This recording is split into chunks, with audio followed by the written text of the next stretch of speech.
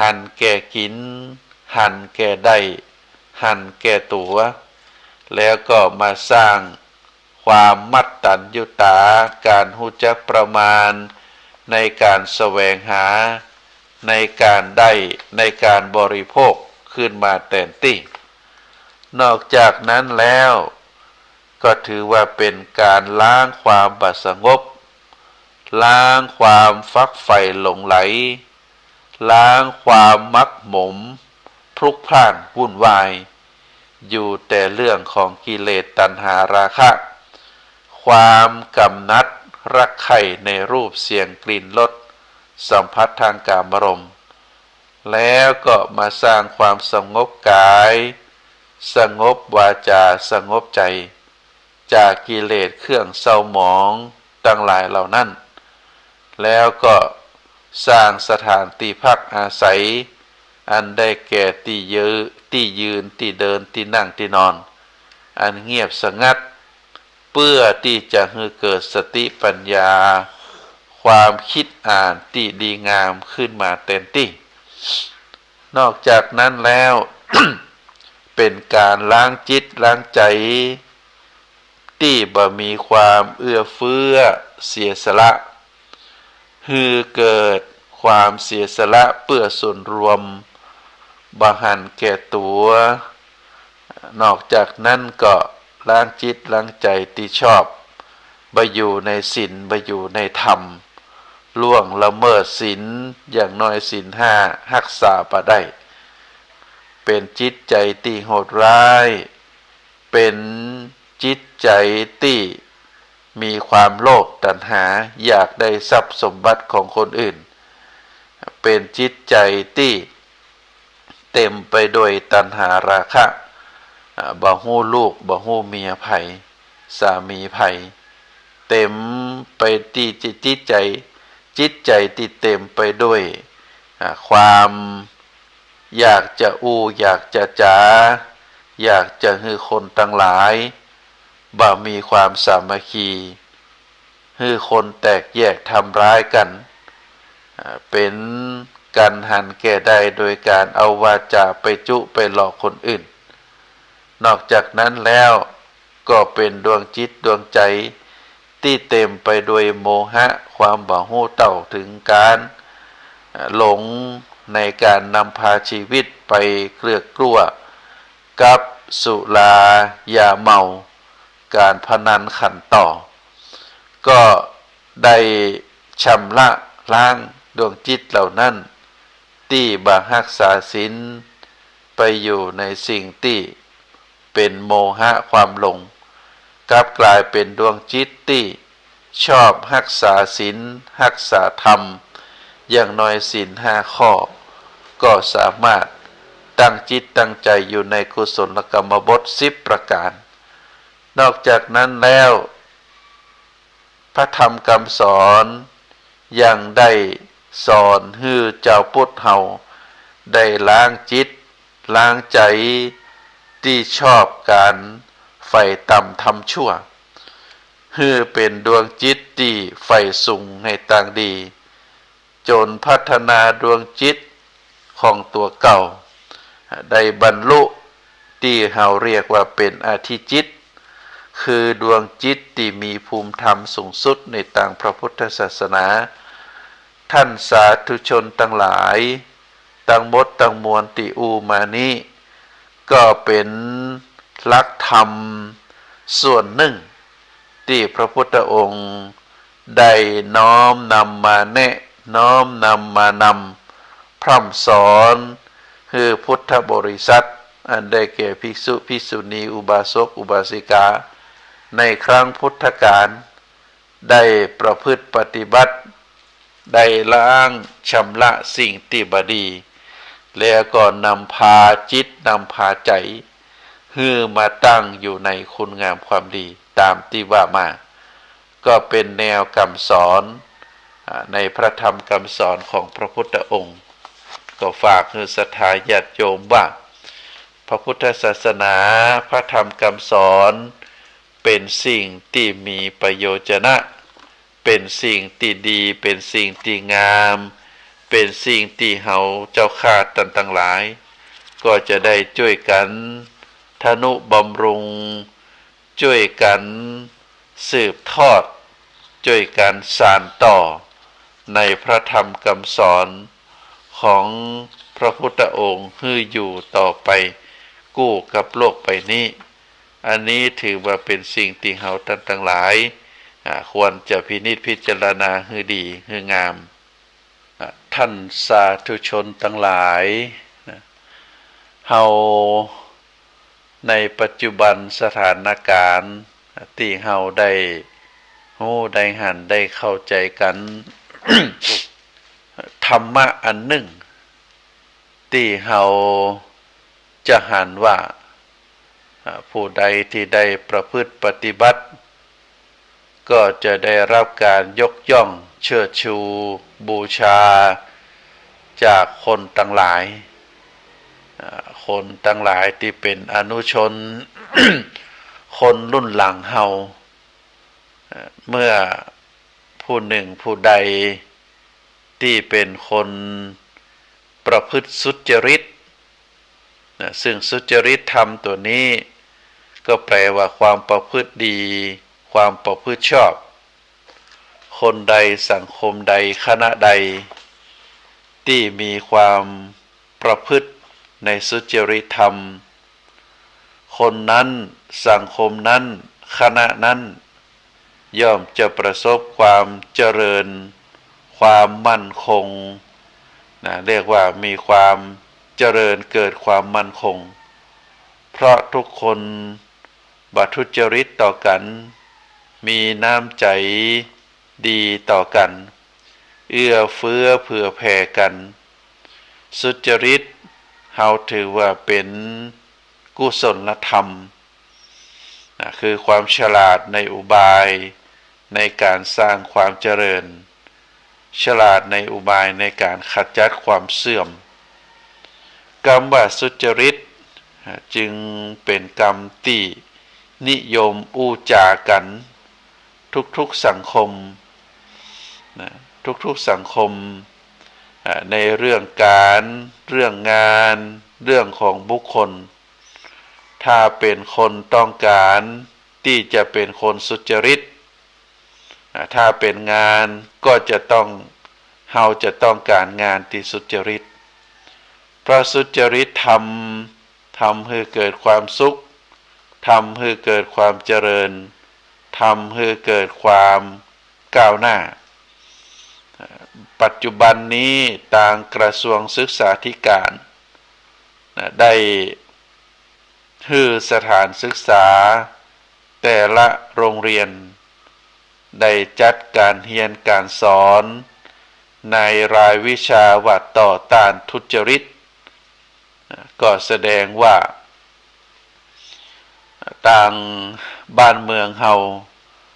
ต้องการที่จะปลูกฝังเยาวชนคนไทยเฮาฮือฮู้จากโทษภัยของการประพฤติทุจริตทำให้บ้านเมืองบ่เจริญก้าวหน้า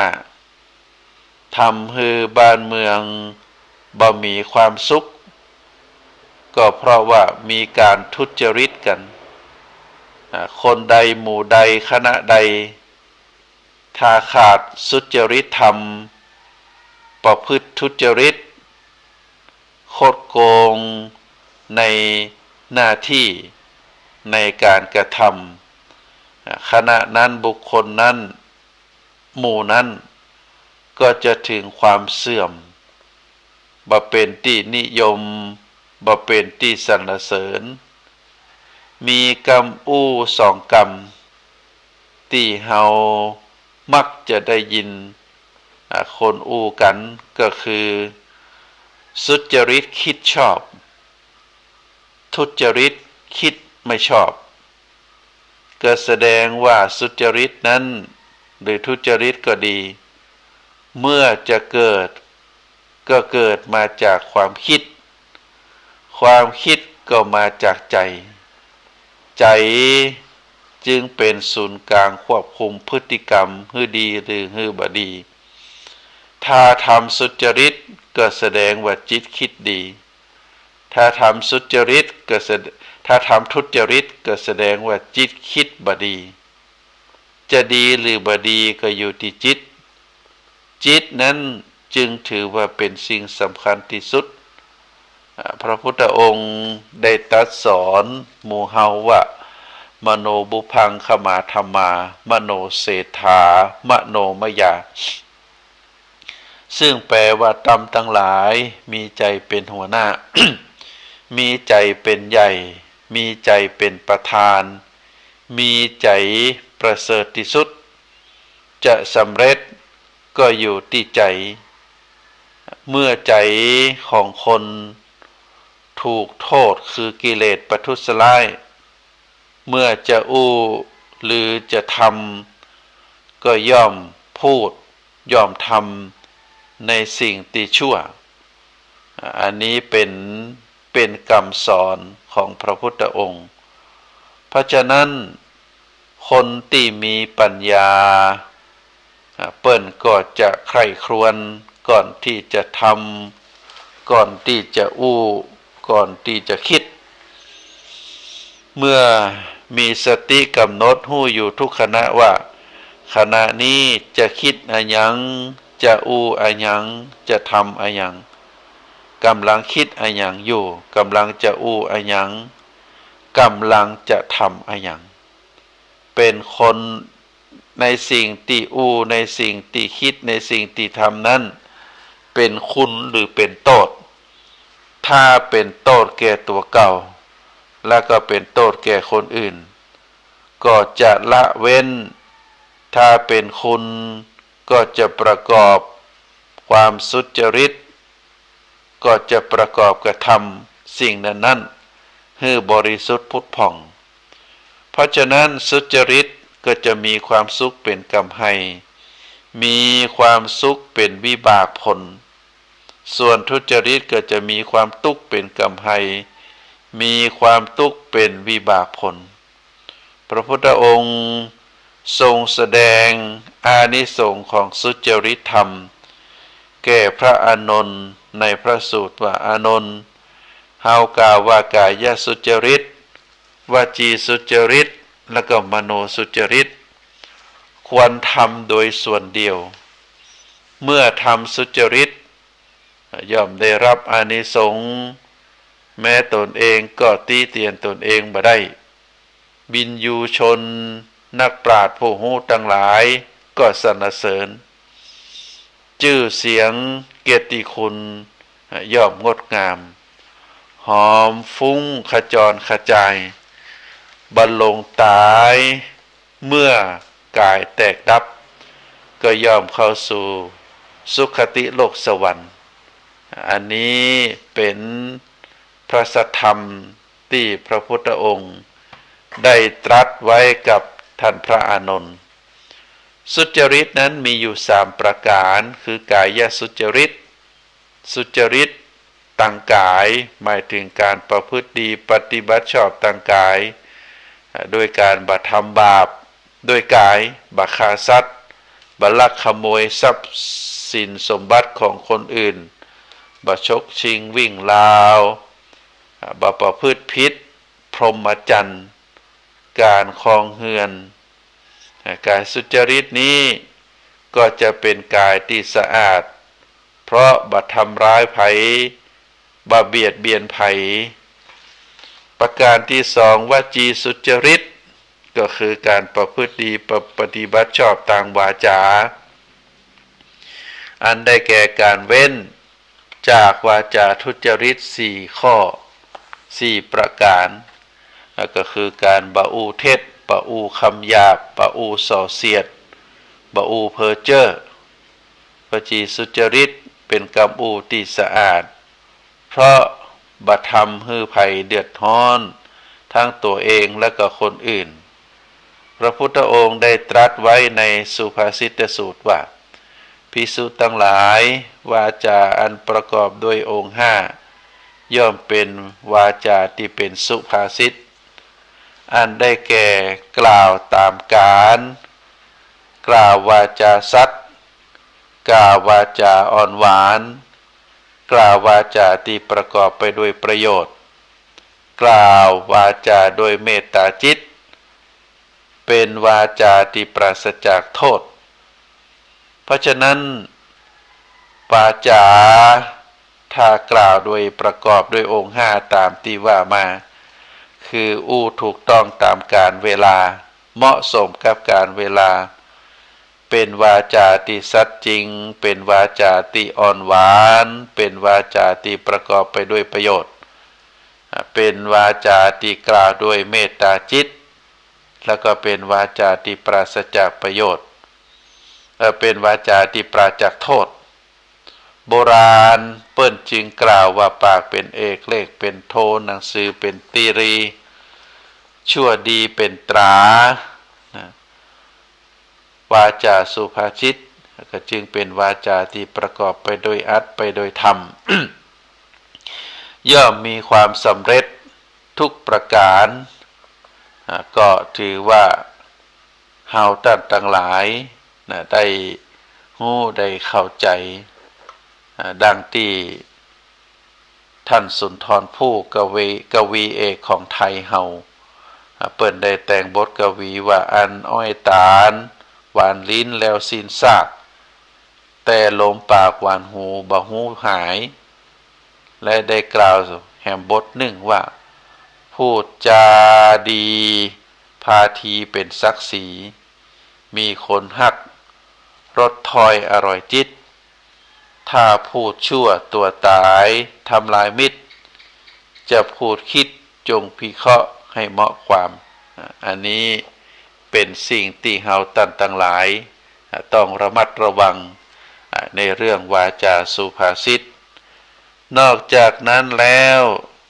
สิ่งที่เฮาท่านทั้งหลายจะต้องพินิจพิจารณาก็คือมโนสุจริตอันได้แก่การประพฤติดีปฏิบัติชอบตั้งใจคือใจนั้นบ่มีความโลภในการอยากได้ของคนอื่นเป็นดวงจิตดวงใจที่บ่มีความโกรธประทุษร้ายคนอื่นเป็นดวงจิตดวงใจที่บ่หลงเป็นดวงจิตดวงใจที่ฮู้ตามความเป็นจริงหันจริงตามทำนองคลองธรรมโลภะก็ดีโทสะก็ดี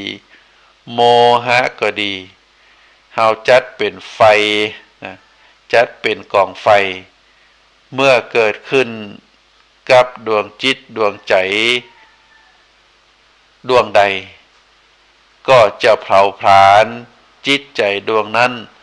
ฮือวอดวายได้รับความเดือดร้อนทำให้เรือนใจกลายเป็นเรือนไฟส่วนความบ่โลภความบ่โกรธความบ่หลงเปิ้นบอกว่าเหมือนกับน้ำทิพย์ที่บำรุงรักษาเปลี่ยนจากเรือนไฟเป็นเรือนใจสงบร่มเย็นสุจริตธรรมล้ำเลิศประเสริฐสุดเพราะเป็นจุดแห่งความดีที่สดใสสุจริตธรรมมากมีในที่ใดจะทำให้สุขสันต์นิรันดรท่านสาธุชนทั้งหลายคุณธรรมคือสุจริตเป็นอมตะธรรมเป็นธรรมที่บ่ตายเป็นธรรมที่อยู่กู้โลกนี้ตลอดไปบุคคลใดที่ได้เจริญสุจริตธรรมอยู่ในจิตในใจบ่ว่าการกระทำทางกายการอู้ทางวาจาการคิดตั้งใจของบุคคลนั้นจะประกอบไปด้วยความเจริญรุ่งเรืองความสุขความเจริญแล้วก็จะปรากฏ คือคนทั้งหลายได้หันว่าบุคคลคนนั้นเป็นคนดีเป็นคนที่น่าเคารพ น่าเลื่อมใสเป็นคนที่น่ายกย่องสรรเสริญถึงแม้ว่าบุคคลนั้นร่างกายจะแตกดับม้วยมรณาไปตามกาลเวลาแต่คุณงามความดีความซื่อสัตย์สุจริตความปรากฏการกระทำกรรมตีอูใจตีคิดของบุคคลนั้นก็จะอยู่ในจิตในใจของคนอนุชนทุนหลังก็จะได้ยึดถือเป็นที่จังเป็นที่พึ่งเป็นที่เคารพสักการะบูชาเป็นบุคคลต้นแบบในการที่จะประพฤติปฏิบัติของอนุชนรุ่นหลังเป็นแบบเบาตัวอย่างอันนี้ก็น่าชื่นชมนะศรัทธาญาติโยมสุจริตธรรมเป็นธรรมที่ดีเป็นธรรมที่งามเป็นธรรมที่เฮาต่างหลายควรจะเจริญให้ปรากฏอยู่ในตัวตนของเฮาถึงแม้ว่าเฮาจะเหลือเวลาในการดำรงขันชีวิตประเมินบานานเพราะว่าต่างหลายทุกผู้ทุกคนก็เป็นไปตามสัจธรรมคือมีความตายเป็นบทสุดท้ายของชีวิตแต่เฮาต่างหลายบ่ประมาทในการประกอบคุณงามความดีในการประกอบบุญประกอบกุศลได้กระทำบำเพ็ญตนให้เป็นบุคคลต้นแบบบุคคลแบบอย่างแก่คนรุ่นหลังโดยการประพฤติดีปฏิบัติชอบในสุจริตธรรม3ประการก็คือตั้งกายตั้งวาจาและก็ตั้งใจให้ปรากฏให้หันเป็นที่เด่นชัดคนทั้งหลายก็จะได้บูชาคุณกราบไหว้เฮาในฐานะที่เป็นคนดีเป็นคนที่ประพฤติสุจริตธรรมก็ฝากให้ศรัทธาญาติโยมได้พินิจพิจารณาเนอะในวาระสุดท้ายของการน้อมนำเอาพระธรรมคำสอนมามาในวันนี้ก็ขอให้ศรัทธาญาติโยมได้พินิจพิจารณาถึงเรื่องราวที่ได้ได้มาหวังว่าก็คงจะเป็นประโยชนะต่อท่านสาธุชนบ่นักก็น้อยในสุดท้ายของรายการขอเน้นย้ำประชาสัมพันธ์แห่งกำเนิดพิธีต้อนรับพระบัญชาสมเด็จพระสังฆราชสกลมหาสังฆปรินายกที่ได้แต่งตั้งให้พระเดชพระคุณหลวงพ่อพระเทพมังคลาจารย์ดำรงตำแหน่งเจ้าคณะจังหวัดเชียงใหม่ก็จะมีพิธีต้อนรับที่วัดพระสิงห์วรมหาวิหารในวันที่8ตุลาคม 2566 เวลา 14 นาฬิกาที่พระวิหารหลวงของวัดพระสิงห์ในวันที่15 ตุลาคมเวลาบ่ายโมงก็จะมีพิธีฉลองปริญญา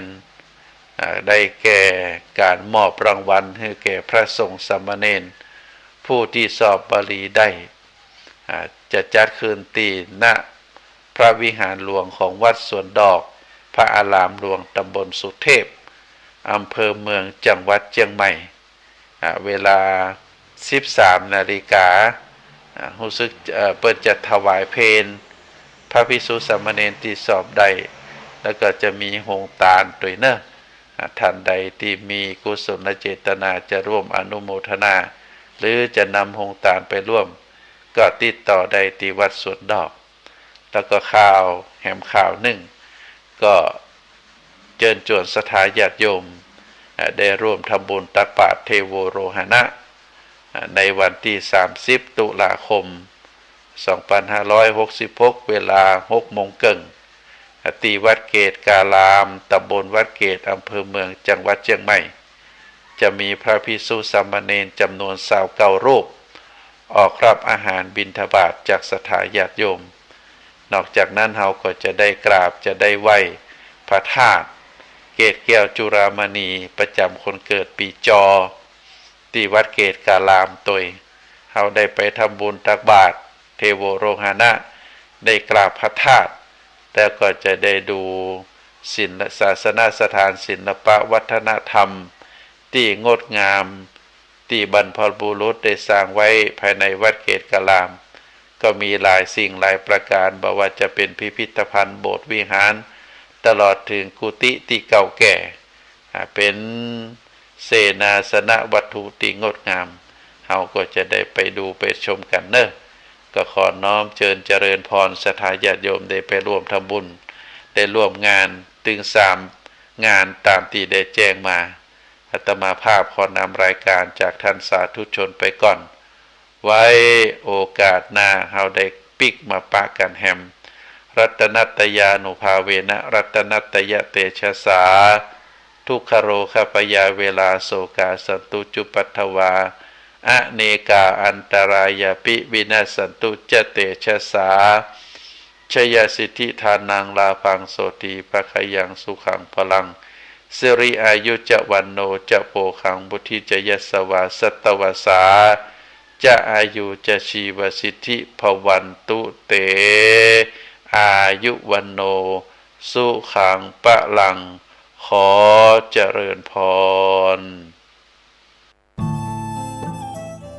ท่านกำลังติดตามรับฟังสถานีวิทยุกระจายเสียงพระพุทธศาสนาแห่งชาติและสังคมคลื่นเพื่อการศึกษาพระพุทธศาสนาและวัฒนธรรมระบบ FM 104.5 เมกะเฮิรตซ์รายการต่อ